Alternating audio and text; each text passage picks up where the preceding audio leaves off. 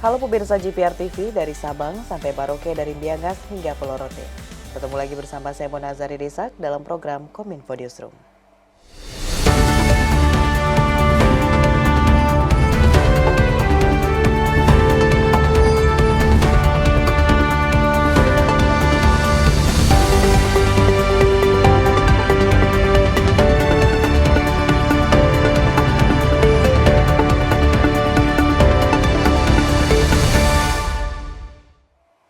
Pemirsa, kita ke informasi pertama. Indonesia telah mengadopsi Strategi Nasional Pengembangan Kecerdasan Buatan atau Artificial Intelligence (AI) pada tahun 2020 hingga 2045. Hingga saat ini sistem regulasi dalam menerapkan AI dalam kehidupan masyarakat masih ditelaah dan Kementerian Komunikasi dan Informatika menyatakan tidak akan gegabah dalam membuat pengaturan tersebut.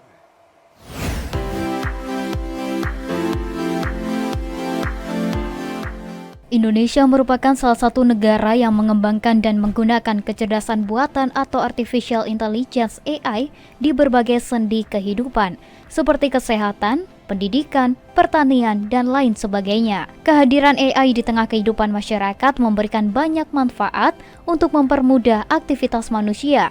Namun di sisi lain terdapat juga sisi negatifnya yang harus diantisipasi. Menyikapi hal tersebut, Kementerian Komunikasi dan Informatika tak mau gegabah dalam membuat pengaturan tentang AI. Berbicara pada seminar bertajuk Menuju Etika dan Regulasi Kecerdasan AI di Indonesia pada Senin 5 Februari 2024 di Hotel Le Méridien Jakarta Pusat, Sekretaris Direktorat Jenderal Aplikasi Informatika Kominfo, Dr. Inyoman Adiarna mengatakan bahwa terlalu cepat meregulasi AI justru akan meminimalisir manfaat yang bisa didapat dari kecerdasan buatan tersebut. Kendati demikian, pembuatan aturan AI yang terlalu lambat juga dapat memberikan dampak yang tidak baik. Untuk itu, Kominfo menyusun Surat Edaran Menteri Komunikasi dan Informatika Nomor 9 Tahun 2023 mengenai etika penggunaan dan pemanfaatan AI. Surat edaran tersebut bisa menjadi panduan bagi pelaku usaha aktivitas pemrograman berbasis kecerdasan artifisial pada lingkup pribadi maupun publik. Dalam surat edaran tersebut memuat 3 kebijakan, yakni nilai etika, pelaksanaan nilai etika, dan tanggung jawab dalam pemanfaatan serta pengembangan AI. Kementerian Kominfo baru saja menerbitkan surat edaran terkait etika AI itu akhir Desember 2023. Ini sebenarnya merupakan langkah awal bagi pemerintah dalam mengatur implementasi AI di Indonesia di masa depan. Ke depan mungkin saja, sangat mungkin kita akan menerbitkan aturan-aturan terkait artificial intelligence. Bisa saja dalam bentuk peraturan menteri atau bahkan mungkin bisa saja undang-undang. Saat ini sedang ditelaah. Selain regulasi yang masih menjadi pekerjaan pemerintah, Indonesia juga masih menghadapi banyak tantangan dalam menerapkan AI secara etis dan bertanggung jawab, seperti kesiapan tenaga kerja terampil, infrastruktur, data, dan kesadaran masyarakat. Kementerian Kelautan dan Perikanan memastikan kesiapan seluruh instrumen pengawasan untuk mengawal implementasi kebijakan ekonomi biru 2024.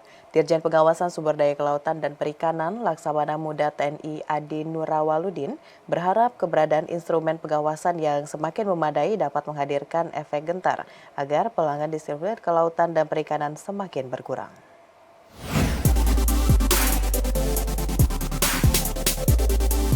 Kementerian Kelautan dan Perikanan memastikan kesiapan seluruh instrumen pengawasan untuk mengawal implementasi kebijakan ekonomi biru tahun 2024. Instrumen pengawasan tersebut terdiri atas 1.796 personil pengawas KP, 34 armada kapal pengawas KP, 2 unit pesawat patroli, 91 unit speedboat dan unit reaksi cepat, serta sistem pengawasan terintegrasi berbasis teknologi. Jadi apel ini untuk menunjukkan kesiapsiagaan jajaran Ditjen PCKP, Korp Pengawas Kelautan dan Perikanan, untuk mengawal kebijakan Bapak Menteri Kelautan dan Perikanan, kebijakan Blue Economy. Direktur Jenderal Pengawasan Sumber Daya Kelautan dan Perikanan Laksamana Muda TNI Adi Nurawaludin menyatakan, dalam implementasi kebijakan ekonomi biru, pihaknya menekankan target perluasan kawasan konservasi, penangkapan ikan terukur berbasis kuota, pemberdayaan budidaya, pengawasan pengelolaan pulau kecil dan pengambilan sampah di laut.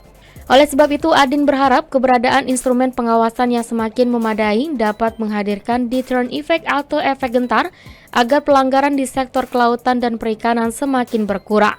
Jadi kita dorong kepatuhannya, kita dorong sesuai dengan aturannya, dengan harapan kegiatan apel siaga ini kita tujukan kesiapan kita menjadi efek deterrent sehingga para pelaku usaha akan berpikir 1000 kali untuk melaksanakan kegiatan yang di luar ketentuan.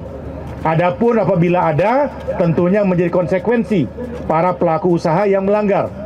Terlepas memang mengacu pada Undang-Undang Cipta Kerja, ultimum remedium, kita dorong pelaku usaha yang sudah berizin, namun melakukan kegiatan yang tidak sesuai perizinannya, maka kita dorong pengenaannya lah sanksi administratif.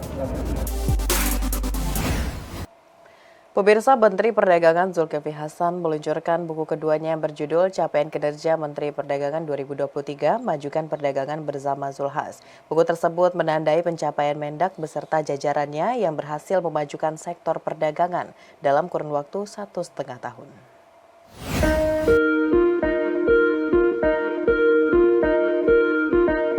Menggelar acara senam pagi bersama keluarga Kementerian Perdagangan, Menteri Perdagangan Zulkifli Hasan sekaligus meluncurkan buku berjudul Capaian Kinerja Menteri Perdagangan 2023, Majukan Perdagangan Bersama Zulhas. Buku tersebut merupakan buku kedua Zulhas yang berisi catatan perjalanannya dalam mengupayakan kemajuan Indonesia di sektor perdagangan, sekaligus menandai pencapaian Menteri Perdagangan beserta jajarannya selama 1,5 tahun. Dalam kesempatan yang sama, Mendak Zulhas juga membeberkan sejumlah capaian dari Kemendak. Capaian tersebut yakni menjaga inflasi, berhasil mengatasi minyak goreng langka, menjaga surplus perdagangan, pertumbuhan ekonomi semakin membaik, serta mengimplementasikan kebijakan pro rakyat. Kesuksesan lainnya yaitu melaksanakan misi dagang dan capaian transaksi Trade Expo Indonesia 2023 yang melampaui target, melaksanakan perdagangan digital yang adil dan sehat bagi kemajuan perekonomian Indonesia, menjaga perdagangan kripto makin pesat, melaksanakan perbaikan tata kelola pemerintahan di Kemendak, serta melindungi industri dalam negeri. Zulkifli Hasan mengapresiasi seluruh pihak yang telah mendukung keberhasilan pelaksanaan program Kementerian Perdagangan. Kolaborasi dan kerjasama menjadi kunci utama dalam melewati persoalan berat tersebut. Mendak Zulkifli Hasan beserta jajaran yang dipimpinnya terus berkolaborasi dengan pelaku kepentingan terkait untuk memberi kontribusi terbaik bagi bangsa dan negara, khususnya di sektor perdagangan. Kita bisa melewati soal-soal yang berat, minyak goreng, Natal, Tahun Baru, Lebaran, dan inflasi kita semakin baik, pertumbuhan ekonomi semakin bagus, ekspor kita 44 bulan terus. Jadi saya ucapkan terima kasih dan memberikan apresiasi penghargaan yang setinggi-tingginya para teman-teman semuanya dan juga teman-teman media yang terus bersama dan mendukung kita. Menteri Kesehatan Republik Indonesia Budi Gunadi Sadikin meresmikan Fatmawati Orthopedic Center, Rumah Sakit Fatmawati sebagai layanan eksekutif ortopedi yang dikembangkan oleh RSUP Fatmawati Jakarta. Hadirnya layanan ini juga diharapkan dapat mewujudkan salah satu misi Rumah Sakit Fatmawati menjadi pusat rujukan ortopedi di kawasan Asia Tenggara.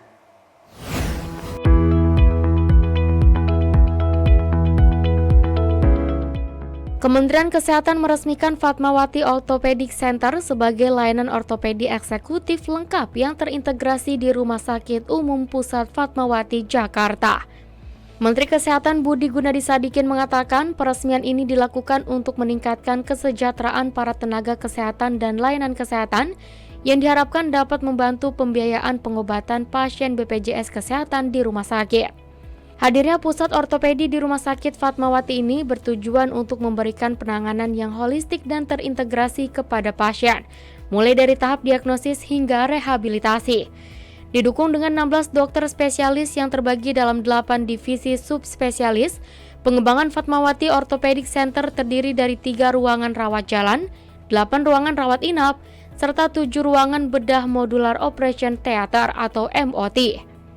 Melalui Fatmawati Orthopedic Center, Menkes pun berharap dapat meningkatkan kualitas pelayanan ortopedi di Indonesia, khususnya di RSUP Fatmawati Jakarta, serta dapat membiayai operasional dan pengembangan rumah sakit tersebut. Saya hari ini di Rumah Sakit Fatmawati untuk meresmikan Executive Wing Ortopedi. Ya, ortopedi kita dokternya ada 16, 8 divisi, subspesialis, dan dulu prakteknya jarang. Nah sekarang dengan adanya kita Wing Eksekutif ini, kita harapkan pasien-pasien eksekutif dari luar bisa datang. Dan mereka akan dilayani dengan standarnya layanan seperti di rumah sakit swasta. Pemirsa, usai jeda pariwara, kami akan kembali dengan informasi lainnya. Tetaplah bersama Kominfo Newsroom.